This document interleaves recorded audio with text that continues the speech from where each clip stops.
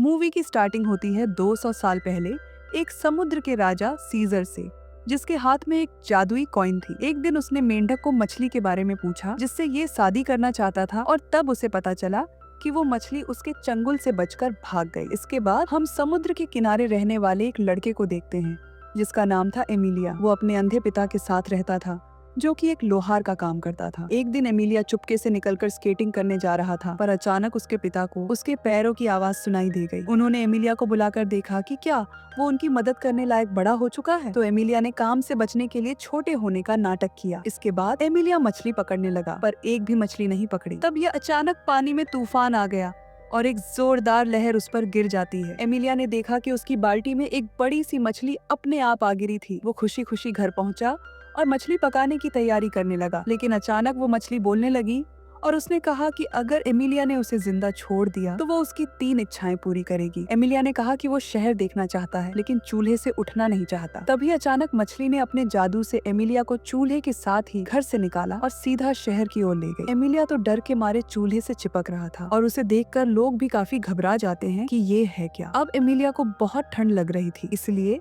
उसने अपनी दूसरी इच्छा मांग कर कहा कि वो चाहता है कि अभी के अभी गर्मियां शुरू हो जाएं। उसी वक्त सारी आइस पिघल गई और चारों ओर हरियाली हो गई। एमिलिया काफी नाराज था क्योंकि उसने 2 इच्छाएं यूं ही बेकार कर दी। तो अचानक उसका सामना कुछ गुंडों से हुआ। उन्हें एमिलिया के पास कोई कीमती चीज नहीं मिली तो वो उसकी बाल्टी उठा ले जाने लगे, पर एमिलिया किसी भी हालत में उस मछली को खो नहीं सकता था, इसलिए वो बाल्टी छीनकर भाग जाता है और उस मछली को नदी में फेंक देता है। लेकिन जल्दी गुंडों ने उसे पेड़ में उल्टा लटका दिया। बाद में उसने नदी की ओर से एक लड़की को आते देखा। उस लड़की ने एमिलिया को खोला और एमिलिया भागकर उस मछली को ढूंढने के लिए नदी के पास गया, लेकिन अफसोस कोई फायदा नहीं हुआ। तो उस लड़की ने अपना नाम बेलिसा बताया और उसकी आवाज सुनकर एमिलिया पहचान लेता है कि यही मछली है, और एमिलिया ने उसका स्कार्फ चुरा लिया था ताकि वह भाग ना सके, और अपनी आखिरी इच्छा मांगने को तैयार हो गया। उसने कहा कि वह रसिया के राजा जार की बेटी राजकुमारी अनीसा से शादी करना चाहता है। उधर राजकुमारी अनीसा इंग्लैंड के प्रिंस लैथम के साथ थी। प्रिंस उसे तरह तरह के कीमती गिफ्ट देकर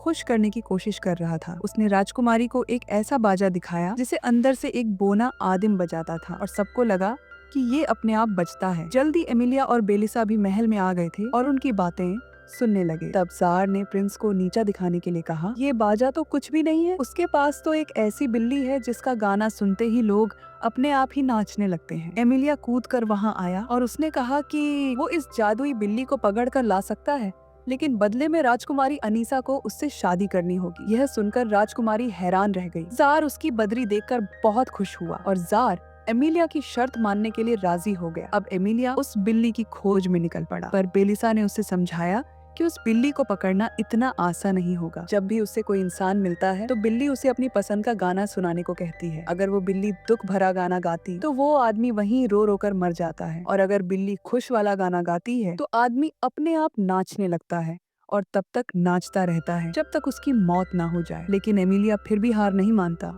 और जल्दी बेलिसा के साथ जंगल में पहुंचकर वो काफी मुश्किल रास्ते पार करते हुए उस बिल्ली तक आप पहुंचा। बिल्ली ने उसे गाना सुनाने को कहा तो एमिलिया ने दुख भरा गाना चुना। जब बिल्ली ने गाना गाया तो एमिलिया भी उसके साथ गाना गाने लगा, लेकिन यह वही गाना था जो बचपन में उसकी माँ उसे सुनाया करती थी। जब बिल्ली ने देखा कि एमिलिया को इस गाने से कोई फर्क नहीं पड़ा तो वह रोने लगी और अंत में एमिलिया के साथ चलने को तैयार हो गई। वहीं दूसरी ओर बेलिसा को सीजर का जासूस मेढक मिला। मेढक ने उसे बताया कि शादी की सारी तैयारी हो चुकी है। यह सब सुनकर एमिलिया को कुछ समझ नहीं आया, तो बेलिसा ने उसे बताया कि एक बार सीजर ने उसे शिकारी से बचाया था, इसलिए मुझ पे उसका कर्ज है और अब सीजर बदले में उससे शादी करना चाहता है। इसके बाद ये जल्दी शादी महल पहुँचे। लैथम शादी के लिए राजकुमारी अनीसा का हाथ मांग रहा था, पर तभी एमिलिया बिल्ली के साथ अंदर आया। जल्दी बिल्ली ने गाना बजाना शुरू किया और सब लोग अपने आप नाचने लगे। तब जार ने उसे बिल्ली को कहीं दूर ले जाने का हुक्म दिया। वो एमिलिया की बहादुरी से काफी खुश था, लेकिन अब राजकुमारी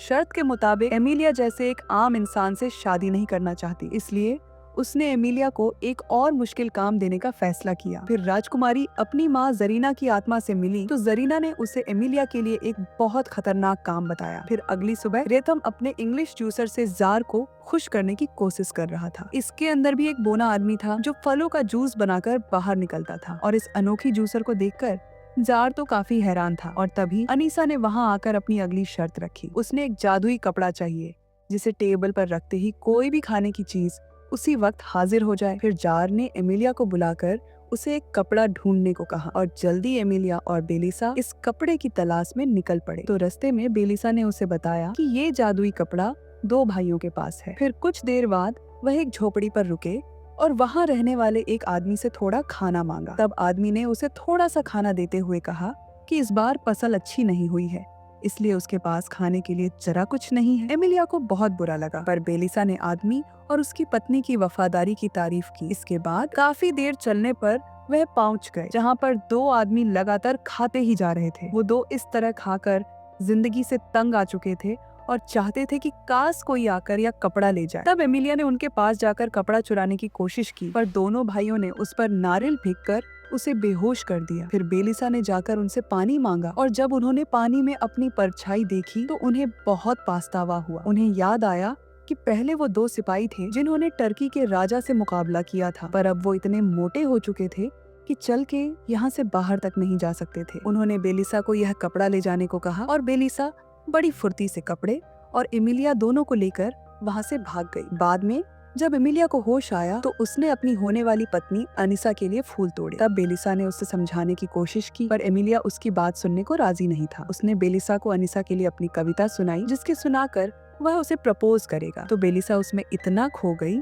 कि उसने ही शादी के लिए हाँ कर दी। और तभी उसने अपने ख्यालों से बाहर आकर कहा कि तुम्हें किसी और से शादी करनी चाहिए, उस राजकुमारी से नहीं। फिर बाद में जब वह कपड़ा लेकर शहर पहुँचे तो जार और राजकुमारी अनीसा को खबर मिली कि एमिलिया जादुई कपड़ा लेकर लौट आया। जार और अनीसा पहुँचे तो उन्होंने देखा कि एमिलिया सारे शहर में लोगों को मुफ्त खाना बांट रहा था। बाद में अनीसा ने कहा कि वह एमिलिया से शादी के लिए तैयार है और उसकी एक आखिरी शर्त थी, जिसके लिए एमिलिया को अनीसा की मर चुकी माँ जरीना की आत्मा से उनकी शादी के लिए इजाजत लेनी होगी। अब एमिलिया एक बार फिर से उसकी शर्त पूरी करने के लिए राजी हो गया। फिर रात को बेलिसा ने उसे मरे हुए लोगों की दुनिया में जाने का रास्ता बताया और उसने एमिलिया को कहा कि आज तक कोई भी वहाँ से लौटकर वापस नहीं आया, लेकिन एमिलिया फिर भी डटा रहा। फिर रास्ते में वह दोनों एमिलिया के पिता से मिले, पर एमिलिया बिल्कुल चुप रहा ताकि उसके पिता को पता न चले कि वह यहाँ है। उसके पिता ने बेलिसा के सामने एमिलिया के बारे में सारी अच्छी बातें कही और उन्हें एहसास हो गया कि एमिलिया यही है। फिर उसने आवाज दी, एमिलिया ने आकर आपकी शरारतों के लिए माफी मांगी। बेलिसा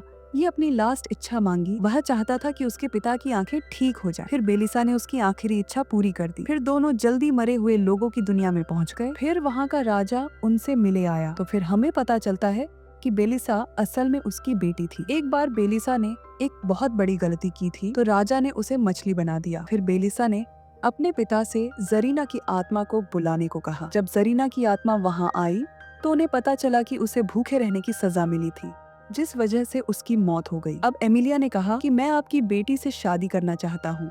फिर जरीना ने साफ इनकार कर दिया, लेकिन अपनी बेटी बेलिसा की मदद करने के बदले राजा को लगा कि मुझे इस लड़के की मदद करनी चाहिए, तो उसने जरीना को खाना देकर उसके कर्ज हटाने की बात कही, जिसके बाद जरीना शादी के लिए राजी हो गई। उधर जार ने यह देखा तो वह बहुत खुश हो गया। इधर बेलिसा ने अपने पिता को अलविदा कहा तो उन्होंने कहा कि यहाँ से निकलते ही एमिलिया ने जो कुछ भी देखा वह सब कुछ भूल जाएगा। ये सुनकर बेलिसा एमिलिया की ओर दुख भरी नजरों से देखकर मुस्कुरा रही थी। अगली सुबह एमिलिया की आंख खुली तो वह बेलिसा को भूल चुका था। वह किनारे पर आते ही भाग गया और बेलिसा फिर से मछली बनकर नदी में चली गई। इसके बाद एमिलिया अनीसा के पास पहुंचकर उसने कहा कि उसे किसी और से प्यार हो गया है, लेकिन उसे याद नहीं है कि वह कौन है। यह सुनते ही अनीसा ने एमिलिया को गिरफ्तार करने का हुक्म दे दिया। इसके बाद उसे चौराहे पर ले जाकर ऐलान कर दिया गया कि उसने जो भी कारनामे किए वो जादू की मदद से किए हैं, इसलिए अब राजकुमारी अनीसा को धोखा देने के जुर्म में उसे मौत के घाट उतारा जाएगा। यह सुनकर नाराज होकर वहाँ से चला गया। फिर अपने आखिरी वक्त में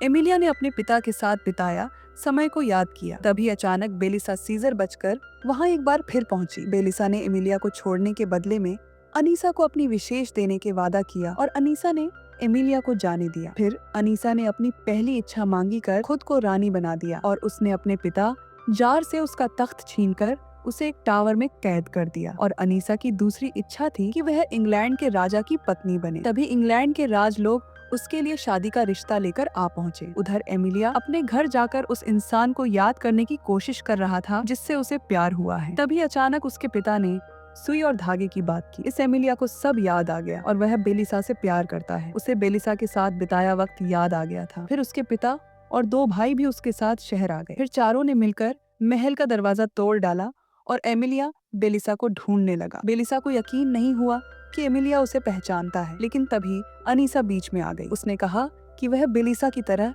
जादूगर बनना चाहती है। बेलिसा ने उसकी तीसरी इच्छा समझकर उसे पूरा कर दिया और तभी अचानक वह भी एक मछली बन गई और तभी उसे एहसास हुआ कि अब उसकी शक्तियाँ किसी काम की नहीं है। फिर वह अपने एक नौकर को बुलाती है और कहती है वह यह इच्छा मांगे कि उसकी शादी सबसे ताकतवर राजा से हो जाए। जैसे ही नौकर ने यह इच्छा मांगी तभी सीजर आ गया और राजकुमारी को लेकर वापस चला गया, क्योंकि इस वक्त सबसे ताकतवर राजा सीजर ही है। और बेलिसा का शाप भी खत्म हो जाता है और एमिलिया ने वह शायरी सुनाई जो राजकुमारी के लिए बनाई थी और एमिलिया ने शादी करने के लिए बेलिसा को प्रपोज किया। फिर उन्होंने शादी कर ली और खुशी खुशी अपनी जिंदगी बिताने लगे। ये मूवी यही खत्म होती है। फिर मिलते हैं नई मूवी के साथ।